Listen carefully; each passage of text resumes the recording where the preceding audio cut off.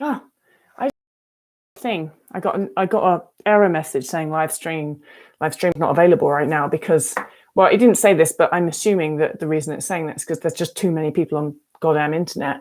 So I'm not going to be on long because we got to save bandwidth. Other people need this internet, obviously.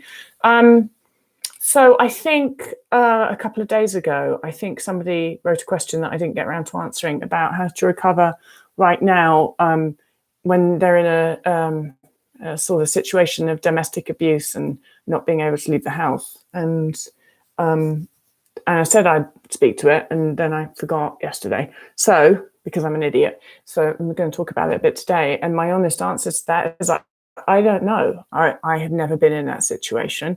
It must be awful. I don't have an answer for you, I'm afraid, as to like how one would do that. Of course, I can't answer that question.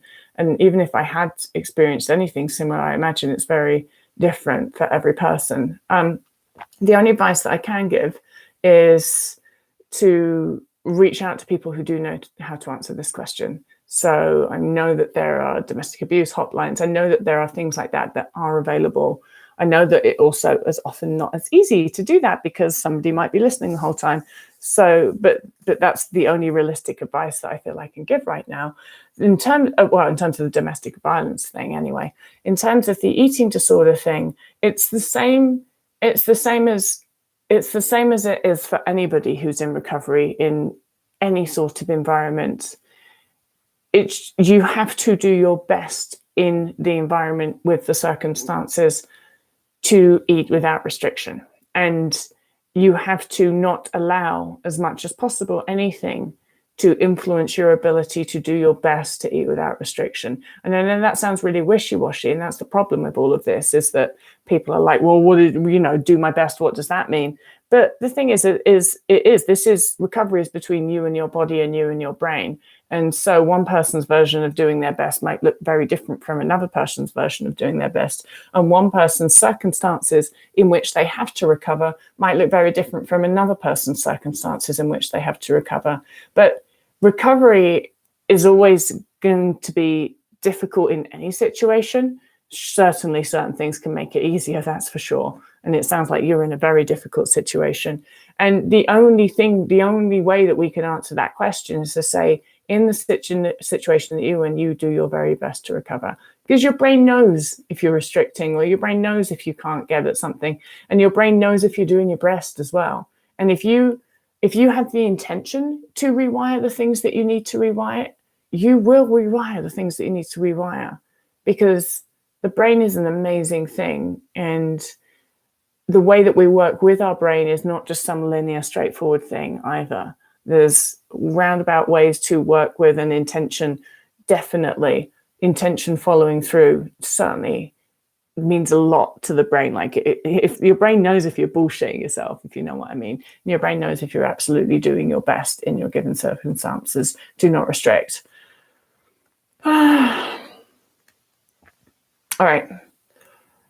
So Bethany says, a bit of a stupid one, but sometime when I'm super hungry, I struggle to make decisions about which food I want. So I ask my mum, and she always is like, oh, I don't care. The fact she's not bothered about food at all really plays with my head and makes me then get upset and not want to eat it. Tips, Bethany, is to control your head. Like that, if your mum's bothered or not about what she eats, that's her deal. Just because you are doesn't make any difference to her. And so your job is to control your head. And it's always a choice to allow something to trigger us. So your job is to not allow anything to trigger us. And your job is always to find, in any circumstance, what is the best that I can do in recovery in this moment. Likely, if you can do, the answer is always going to be to eat more food.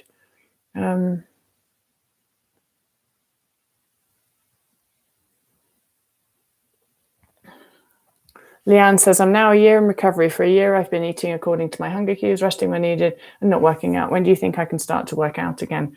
That, again, is a question that I can't answer without knowing someone specifically, but I can give you some parameters as to how you can work out whether you're actually able to start any form of exercise again. You have to look at your motives. First off is look at my motives. Do I want to work out because I genuinely enjoy working out, or do I want to work out because I want to change my body shape? If it is the latter, then that's not a good enough motivation to work out. It's still motivated by wanting to change your body, wanting to probably suppress your body or change it or tone it or whatever the excuse is. If, you know, and then you have to be careful with the sort of like, well, we're like, do I really enjoy working out bit? Because I don't know, like if you think about it, does anybody really enjoy going into a sweaty gym full of people? I mean, some people try and convince me that they actually enjoy that. I'm like, look at your motivations and take that into account. The other thing you need to do is you need to be very watchful for neural pathways reemerging. If you do decide, yes, my intentions are pure, I'm going to go and start doing something, you know, that I might enjoy, going for a bike ride in the fresh air, whatever the fuck it is. And then say if you decide to test that out, I'm going to do that. Then you have to be very observant after you've done that. And for example, if you went for said bike ride a year after you've not done any exercise, which is a good amount of time, then you have to look at what happens afterwards. And what often happens is your brain associates movement or exercise with other eating disorder thoughts and behaviors. That's just how neural networks work. So you go for the bike ride, and then you may notice that over the next couple of days, you get an increase in sort of disordered thoughts, or the desire to count calories, or the desire to go for another bike ride, or lots of things like that, you might sort of be like, well, this is odd.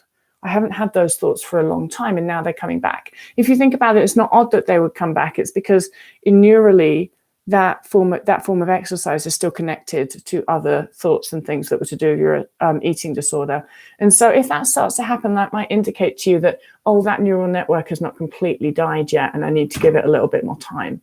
So if you do, say if you have done your year of cold turkey or whatever it is, and you think maybe I could get back to something, you have to be very observant. You have to be very prepared to stop for longer. And that's exactly what I had to do.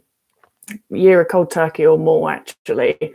And then I was like, well, I'll try this, that, and the other. And I just noticed, like, oh, suddenly I've got lunch again, which I hadn't had for over a year since I, stopped restricting. And then this random thought, maybe I should eat more healthy, came up. And I was like, where the fuck did that come from? And then I was like, oh, is it just a coincidence that came up after yesterday was the first day I actually did some sort of form of exercise, or not? And then I was like, it can't be just a coincidence. It has to be because that little thing that I did, and it was very little, I promise you, that little thing that I did sort of re-emerged some of the neural network that I'd been submerging. And so then I had to think about that and be like, oh, well, that's super interesting. And then I had to decide whether I was going to continue with doing any exercise or if I was going to give it a bit longer. I decided to give it a bit longer. And most of that's because I was like, well, I don't really can't, whatever. By that time, thank God, I got to a point with the compulsive movement where it just wasn't a compulsion anymore. So I was like, well, I haven't done anything for a year, so may as well carry on. And that was absolutely the right thing for me to do. You might have heard some banging at the door. That's actually Stinky. He jumps up at the door handle, little shit. So I guess that cues time for me to go.